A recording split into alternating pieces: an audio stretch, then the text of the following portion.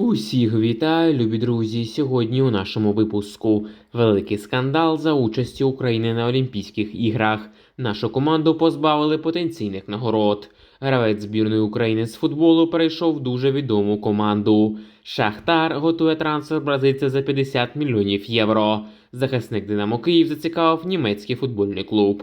Все це, а також багато іншого на YouTube-каналі Football Days. Любі друзі, ставте лайк цьому відео, підписуйтесь на канал та поїхали дивитися новий випуск разом.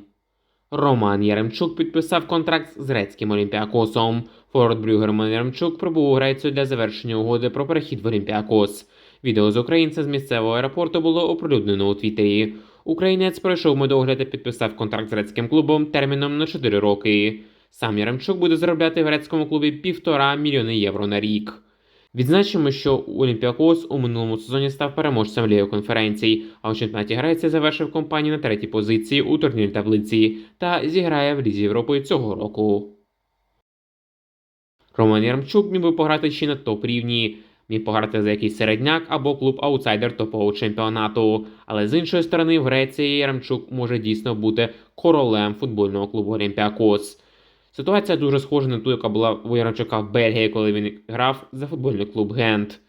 Олімпіакос постійно грає в Єврокубках, і тому Яремчук буде в гарному тонусі, що теж добре для збірної України. Окрім того, в Олімпіакосі Яремчук може перезапустити свою кар'єру та через рік потрапити в більш солідний чемпіонат.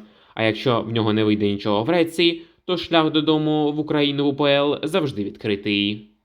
Друзі, ставте лайк цьому відео, якщо бажаєте успіху Роману Яремчуку у складі грецького Олімпіакосу.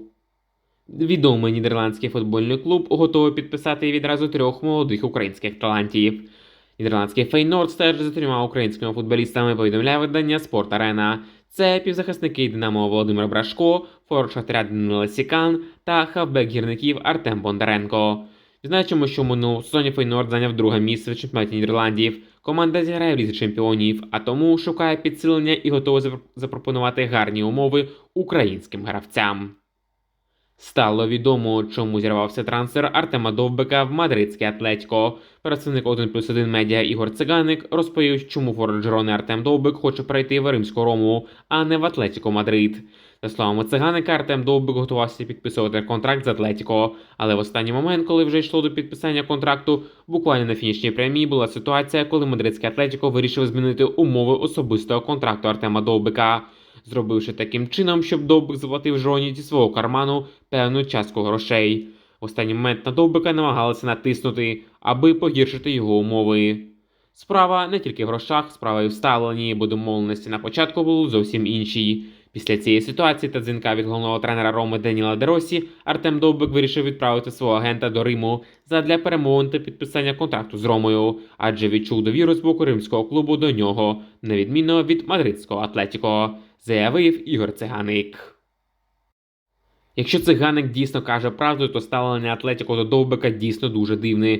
Якщо вам так треба цей футболіст, який був визнаний найкращим в минулому сезоні в Ла Лізі, то ви б домовилися з ним, незважаючи на усякі дрібниці, тим паче в фінансовому плані.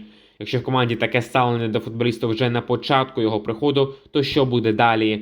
Можливо, Довбик зробив і правильно, що не вибрав Атлетіко, адже міг би повторити долю Шевченка в Челсі. Римська Рома – це, звісно, теж не найкращий варіант, але там на нього розраховував головний тренер, а тому він точно буде грати, і буде грати в основному складі. Стилістично Артем Довбик дуже нагадує Роману Лукаку, який грав в минулому сезоні в Ромі, тому це цілком логічне рішення від римлян, а Довбик зі своєю фактурою та своїми ігровими якостями може стати новим Лукаку для серії А та виграти бомбардирську гонку ще в одному топ-чемпіонаті. Друзі, ставте лайк цьому відео, якщо бажаєте успіху Артему Довбику в італійській Ромі. Гарні новини для Житомирського Полісся. Вінгер Полісся Бенні Макуана повернувся до тренувань з командою, повідомляє телеграм-канал клубу. Раніше футболіст отримав травму та переніс операцію. Він повністю пропустив другу частину сезону після зимової перерви. Минулого сезону Бенні забив 4 голи та віддав 3 асисти за Полісся. Також футболіст був визнаний найкращим гравцем Полісся минулого сезону. Вже сьогодні в останньому турі Олімпійських ігор зустрінуться збірні України та Аргентини. У букмекера явний фаворит Аргентина з кефом 1,65. Шанси на перемогу України оцінюють в 4,62. Ми віримо в наших хлопців та що збірна України не програє в цьому матчі. Друзі, ставте лайк цьому відео, якщо вірите в перемогу України над Аргентиною, а також пишіть свої думки та прогнози щодо цього поєдинку в коментарях під цим відео.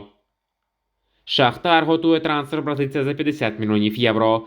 Як повідомляє журналіст Едуардо Габардо, у поле зору чемпіону України Шахтаря потрапив 16-річний нападник юнацької команди Греміо Вінні Феррас. Наразі скаутська служба донецького клубу дуже уважно вивчає можливості Ферраза, який здатний зіграти як у центрі нападу, так і на флангах атаки. Незважаючи на свій юний вік, Феррас чудово проявив себе у складі Греміо Ю-20. Відомо, що контракт Ферраза з Греміо розрахований до 2026 року, а прописана в ньому клаусула становить 50 мільйонів євро. А тому Шахтарю треба буде викласти солідну суму компенсації за цього футболіста.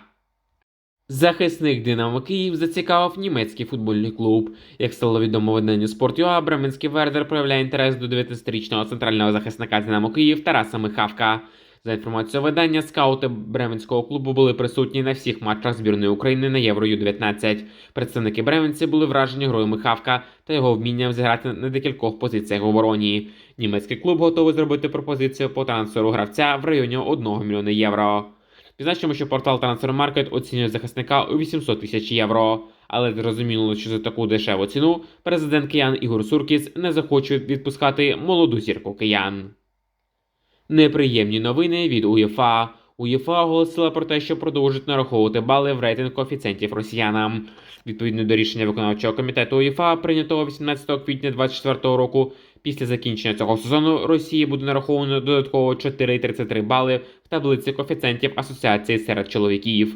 Тобто стільки ж очок, скільки у минулих сезонах. Йдеться у відповіді УЄФА.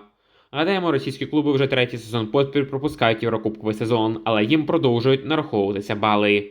Друзі, якщо вважаєте рішення УЄФА щодо очок росіянам повною ганьбою, то ставте лайк цьому відео. Молодий талант з України зацікавив англійські клуби. Вінгер-металіст Геннадій Синчук зацікавив низку європейських клубів після виступів на юнацькому чемпіонаті Європи. Повідомляє видання «Та то таке». З даними джерела, 18-річним півзахисником зацікавились скаути німецького Аусбурга та низки британських клубів, а саме Дербі, Мідлсбро та Сандерленда. Але найактивнішу позицію щодо Синчука наразі займає футбольний клуб Лідс, представники якого стежать за гравцем ще з цієї зими. Відзначимо, що в Харкові Синчука називають новим українським Мессі. Чорноморець Одеса продав свого футболіста за 250 тисяч євро. Вінгер чорноморця Андрій Штогрин стане гравцем азербайджанського Нефчі, повідомив колишній журналіст Ігор Бурбас. Про трансфер оголосять найближчим часом. Футболіст підпише 3-річний контракт. Одесита отримує 250 тисяч євро. Відзначимо, що Штогрин в минулому сезоні за Чорноморець провів 33 матчі та забив 11 голів. Нагадаємо, цього літа Нефчі очолив Роман Григорчук, який працював зі Штогриним у Чорноморці. Ну і наостанок трохи новин з Олімпійських ігор в Парижі, де, на жаль, вже не відбулося і без скандалу. Так, чоловіча збірна України зі спортивної гімнастики не зуміла вибороти нагороди, зайнявши 5-те місце на Олімпіаді, поступившись японцям, китайцям, американцям та британцям. Наша команда довгий час йшла другою, але в останніх двох дисциплінах судді вирішили допомогти американцям, китайцям та японцям, в результаті чого Україна скотилася з медального п'єдесталу. Так, наприклад, наша зірка Олег Вірняєв отримав 12,8 балів за перекладину, показавши супервиступ. У свою чергу китаєць впав з перекладини на коліна, але отримав більше за українця. Щось схоже було і з японцем, який впав з коня, але також отримав більше балів за наших. Що ж, на жаль, судді вважають, що Україна недостойна медалей та, мабуть, вирішила віддати найвищі місця більш могутнішим державам. Але завершити випуск ми б хотіли на мажорній ноті. Ми б хотіли привітати нашу спортсменку Ольгу Харлан, яка виграла бронзу у фехтуванні, перемігши свою суперницю з Кореї з рахунком 15-14. Друзі, ставте лайк цьому відео, якщо теж раді за Ольгу Харлан. На цьому все. Дякую, любі друзі, те, що сьогодні були з каналу Football Days. Обов'язково ставте лайк цьому відео, підписуйтесь на наш канал, якщо цього ще раптом не зробили, та пишіть свої коментарі стосовно усіх подій. Зустрінемося з вами, любі друзі, вже дуже скоро. Бережіть себе та Україну!